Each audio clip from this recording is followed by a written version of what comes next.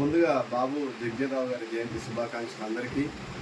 అసలు ఎవరి బాబు జగ్జీవన్రావు, అతని గురించి మనం ఎందుకు తెలుసుకోవాలి, అతను ఈ దేశానికి చేసిన సేవ ఎలాంటిది, మరెందుకు ఈరోజు భారతదేశం మొత్తం కూడా సెలబ్రేషన్ చేసుకుంటా ఉంది. ఇండియన్ గవర్నమెంట్ కూడా ఈరోజు హాలిడేని డిక్లేర్ చేసి అతని సేవలను, ఈ దేశానికి చేసిన సేవలను స్మరించుకుంటుంది. కాబట్టి ఒక 2 నిమిషాలు బాబు జగ్జీవన్రావు ఎవరు, అతని గురించి తెలుసుకునే ప్రయత్నం చేద్దాం. బాబు జగ్జీవన్రావు ఇతను చమర్కులంలో జన్మించినటువంటి బీహార్ రాష్ట్రానికి, ప్రస్తుత బీహార్ రాష్ట్రానికి సంబంధించిన ఒక ప్రముఖ రాజకీయ కోవిదుడు. ఈ దేశానికి ఇతను చేసిన సేవలు ఎలాంటి అంటే, ఇతని చిన్నతనంలో నుంచెల్లే అందరూ సమానం అనే భావన కలిగిన వాడు. మరి ఇతను కూడా కుల వివక్షకు ఎదుర్కొని, కుల వివక్షను దాటి ఒక ఉప ప్రధానమంత్రిగా రావడానికి ఆయన చేసిన సేవలు ఇవి చిరస్మరణీయం. కాబట్టి చిన్నతనంలో తను ఎదుర్కొన్న సమస్యను, దేశం మొత్తట ఉన్న ఈ సమానత్వంగా ఉండాలి అందరం తెలియజేయడం కోసం ఆయన చేసిన పోరాటాలు మనం తెలుసుకునే ప్రయత్నం చేద్దాం.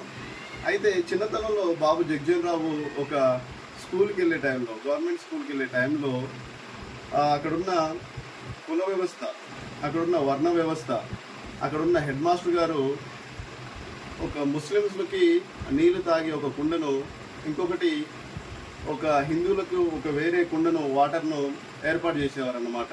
అయితే ఈ బాబు జగ్జీవన్రావు హిందూ అయి ఒక కుండలో వాటర్ తాగంగా ఆ వాటర్ మీరు తాగొద్దని చెప్పి అక్కడున్న హెడ్ మాస్టరు బాబు జగ్జీవన్రావుని కొట్టడము, పక్కకి పంపించడం జరుగుతుంది. అయితే అది చూసిన బాబు జగ్జీవన్రావు, లేదు మేము కూడా హిందూనే కదా, ఈ వాటర్ తాగాలని తెలియజేయడం కోసం అక్కడున్న హెడ్ మాస్టర్తో ఫైట్ చేస్తాడు. అయితే హెడ్ మాస్టర్ ఏం చేస్తాడంటే, 3వ కుండను, అక్కడున్న చమర్ కులస్తులు ఈ కుండలో వాటర్ తాగొద్దు, 3వ కుండను ఏర్పాటు చేసి ఆ కుండలో మీరు వాటర్ తాగాలని వాళ్ళకి చెప్తూ ఉండేవాడు. అయితే ఆ కుండ పెట్టిన ప్రతిసారి బాబు జగ్జీవన్రావు దాన్ని పగలగొట్టేవాడు అనమాట. లేదు మేమందరం సమానమే, మేము కూడా హిందువులమే, ఈ వాటర్ మేము తాగుతామని చెప్పి అప్పటి నుంచి ఆయన ఆ హెడ్ మాస్టర్ మీద ఫైట్ చేసేవాడు. ఆ కుండను అక్కడ పెట్టనీయకున్నంతసేపు పోరాటం చేశాడు. ఖచ్చితంగా 2 కుండలే ఉండాలి, అవి మేము తాగుతాం ఖచ్చితంగా అని చెప్పి ఆ 3వ కుండ తీసేంత వరకు అతని పోరాటం సాగింది.